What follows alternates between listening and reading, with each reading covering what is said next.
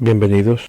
Todos en la cristiandad, e incluso por referencia indirecta, conocemos los salmos. Es muy típico que en las casas, sobre todo en América Latina, se encuentra en un velador una Biblia abierta con el Salmo 91. Siempre hemos visto el libro de Salmos como un libro inspirador, humano, también poético, de adoración, con palabras profundas y con conocimientos realmente inspiradores. Pero jamás se le ha puesto una connotación profética. Y es increíble que una vez sondeando dentro del libro de Salmos, me encuentro con la maravilla de saber que existe un mundo profético, más aún relacionado con Jesucristo. Para cualquier judío siempre dice que no hay suficientes argumentos para rescatar la imagen de Yeshua Mesías, pero en el libro de Salmos sí hay suficiente material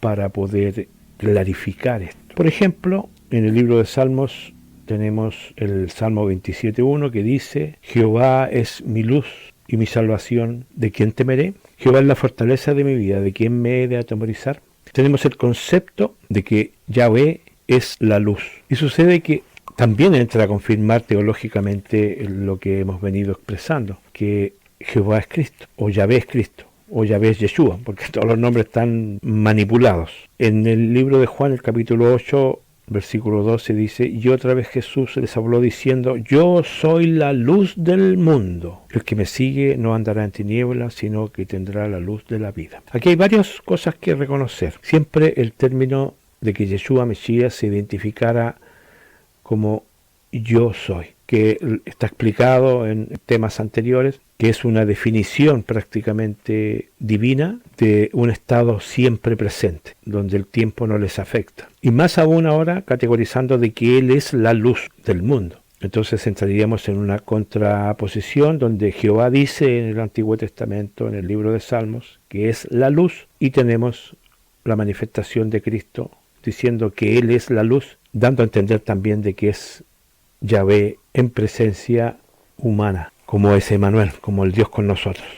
Y podemos ir evaluando de por qué razón tanta furia de parte de los líderes religiosos corruptos, al igual que los de ahora, con respecto a que hubiese un personaje humilde, de origen humilde, sin mayor majestuosidad, sin mayor elegancia, sin mayor prestancia, diciendo de que es el creador del mundo, diciendo que es un Dios en carne, es fuerte. El cruce de textos lo van demostrando. También el famoso texto del Salmo 23, que dice en el versículo 1, Jehová es mi pastor, nada me faltará, donde manifiesta que Yahvé es nuestro pastor. Pero sucede que, al igual que en el texto pasado, al igual que en la contraposición pasada, en el libro de Juan, el capítulo 10, el versículo 11, dice Yeshua Mesías: yo soy, nuevamente el término yo soy el buen pastor. El buen pastor su vida da por las ovejas. ¿Coincidencia? La razón, vuelvo a insistir, de aborrecer a Jesucristo los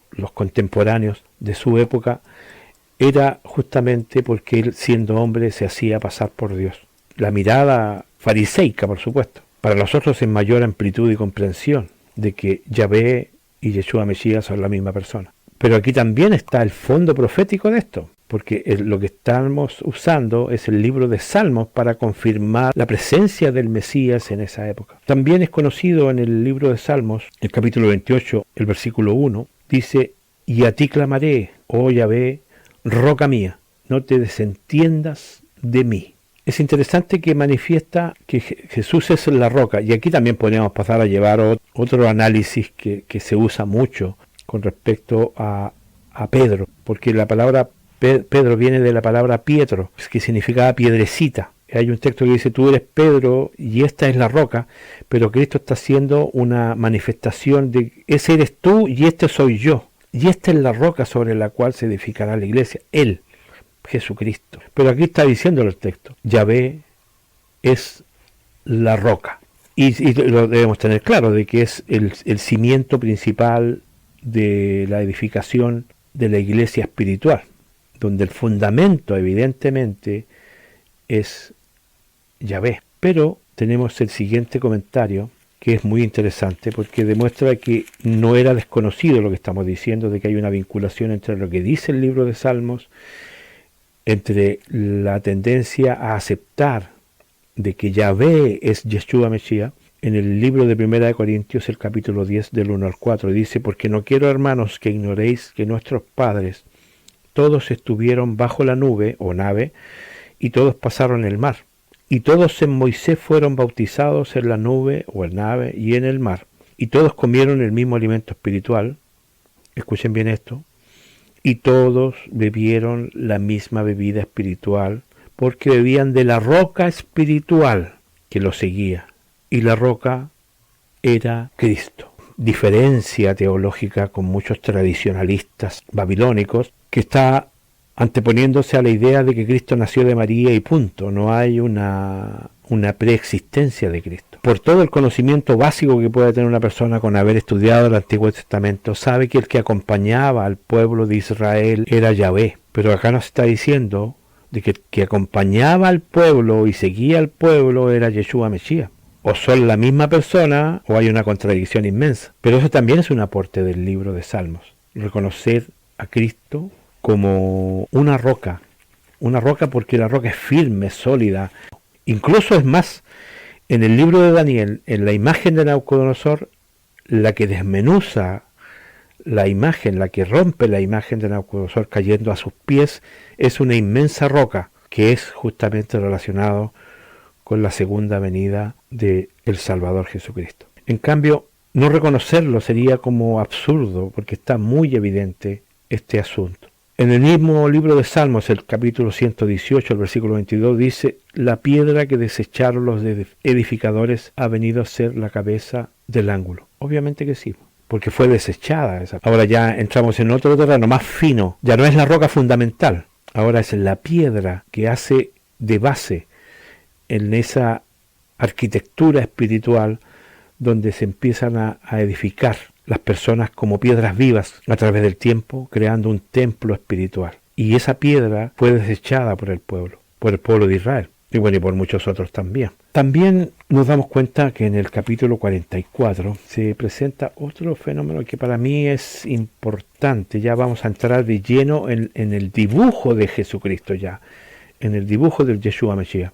En el capítulo 44, en el versículo 11 nos dice, o nos entrega como ovejas al matadero, y nos hace esparcido entre las naciones. Es un anuncio de persecución, es un anuncio de un pueblo, un conglomerado que es llamado ovejas. Y sucede que, coincidentemente, por eso digo que las coincidencias son importantes en esto, en el libro de Lucas, el capítulo 12, nosotros vemos lo siguiente, dice 12:32, no temáis, manada pequeña, porque a vuestro Padre os ha placido daros el reino. Siempre tratando a su pueblo como un grupo de ovejas. Y acá en Salmos agrega eso que estamos viendo recién, que ellos serán esparcidos por las naciones. O sea, las ovejas van a estar diseminadas por el mundo. También es un acto importante.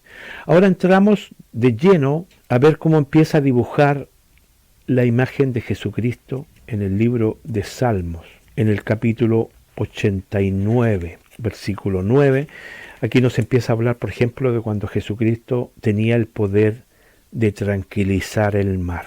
89:9 dice, tú tienes el dominio sobre la braveza del mar. Obviamente, esto no podía ser dado para cualquier ser humano. No cualquier ser humano tiene el dominio sobre la braveza del mar. Se levantan sus ondas, tú las sosiegas. ¿A quién se refiere?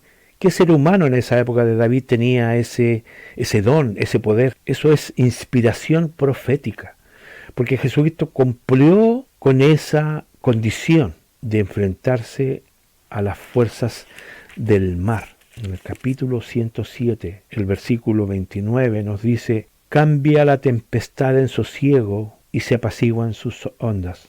Evidentemente está cumpliendo con lo que aparece en el libro de Mateo, en el capítulo 8, ¿cierto? Donde él calma la tempestad. En el versículo 23 al 27 dice, entrando en la barca sus discípulos le siguieron y aquí que se levantó en el mar una tempestad tan grande que las olas cubrían la barca. Pero él dormía. Vinieron sus discípulos y despertaron diciendo: Señor, sálvanos, que perecemos. Él les dijo: ¿por qué teméis, hombres de poca fe? Entonces, levantándose, reprendió los vientos y el mar y hizo grande bonanza. Y los hombres se maravillaron de él. Es un dibujo ya de alguien que tenía ese poder en la época de David, graficado y proyectado en el tiempo.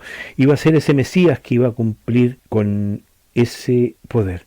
Pero donde se acentúa mucho más la predicción de quién era este Mesías, era el Mesías sufriente, el Mesías crucificado, el Mesías que se mantiene en la cruz, se mantiene expuesto ante la gente. Por ejemplo, en el Salmo 22 tenemos mucha información espiritual para el que quiera verlo, por supuesto. En el capítulo 22, el versículo 7 primero, dice: todos los que me ven me escarnecen, estiran la boca y menean la cabeza. Y el versículo 8 dice: se encomendó a Jehová, líbrele él, sálvele, pues que en él se complacía. Esto sucedió a los pies de la cruz y la evidencia está, por supuesto, manifiesta en el Nuevo Testamento. Sabemos que la gente lo escarnecieron, se burlaban de él, estaban mirando a ver si Dios podía venir a interceder. Incluso, es más, en el capítulo 69 de Salmos, en el versículo 21, nos dice lo siguiente: me pusieron además hiel por comida, y en mi sed me dieron a beber vinagre. Una de las cosas que se hicieron para que se cumpliese la escritura es cuando él agrega tengo sed, y uno de los soldados moja en su lanza una esponja y le da a beber vinagre. Otro trozo de la pintura que realiza Salmos con respecto a Yeshua Mesías está también en el capítulo 22, el versículo 18, que también es un acontecimiento que queda en el aire si no hubiese un destinatario.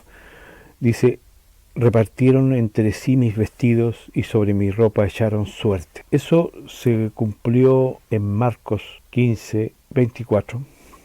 Cuando lo vieron crucificado, repartieron entre sí sus vestidos y echando suerte sobre ellos para ver qué se llevaría cada uno. ¿Coincidencia? Ya en el acto de crucifixión, cuando él está colgando, ya definitivamente presto a morir, él hace una exclamación que es famosa. Y volvemos al capítulo 22 y volvemos al versículo 1. Dice: Dios mío, ¿por qué me has desamparado? Esa misma frase, Dios mío, ¿por qué me has desamparado?, para que se cumpliese la escritura, fue dicha por Jesucristo en la cruz. ¿Coincidencia? Para más aún, en el capítulo 34 sucede lo siguiente. En la época de las crucifixiones hay una acción que era realizada por los romanos que se llamaba crucifagium, que significaba que cuando la crucifixión se alargaba por más tiempo y por una razón de reubicación de tropas, términos de turno o otras acciones premeditadas del imperio, ponían término a la vida de los que estaban crucificados, quebrándoles las rodillas para que hubiese un colapso sanguíneo interno y la persona inmediatamente tenía un paro cardíaco respiratorio y se moría. Entonces está escrito incluso que los romanos se apresuraron porque ya era el momento de terminar con esa ceremonia de ritual mortal de crucifixión, y le rompen las rodillas al primero, al segundo, y van a romper las rodillas de Cristo, y él se dan cuenta que ya Jesús había muerto, por lo tanto dijeron: no es necesario que le quebremos las rodillas. Y aquí se cumple el texto del capítulo 34 de Salmos, el versículo 20, cuando dice: él guarda todos sus huesos y ni uno de ellos será quebrado. ¿Por qué tanto cuidado con eso? También hay un misticismo detrás de eso. No olvidemos que él era el Cordero de Dios y tenía que estar, pero en condiciones completas, para ser entregado ante la presencia del Padre. Y uno de los textos más esenciales después de la muerte de Cristo, por supuesto, es que todo el cristianismo sabe que Jesús resucitó. También acá el libro de Salmos manifiesta ese maravilloso momento de la resurrección. Dice lo siguiente, en Salmos, en el capítulo 16, dice lo siguiente: porque no dejarás mi alma en el Seol, que el Seol, ahí se pueden dar cuenta que el Seol no es el infierno, el Seol es el sepulcro. Entonces dice, porque no dejarás mi alma en el Seol, ni permitirás que tu santo vea corrupción. O sea, no alcanzó a descomponerse. Y eso es una muestra de resurrección. Entonces, como conclusión, de la misma forma como la Biblia está hecho de trocitos, un poco aquí, un poco allá, en ocasiones las personas del Antiguo Testamento se inspiran para darnos esos trozos y con esos trozos formar el rompecabezas de lo que viene.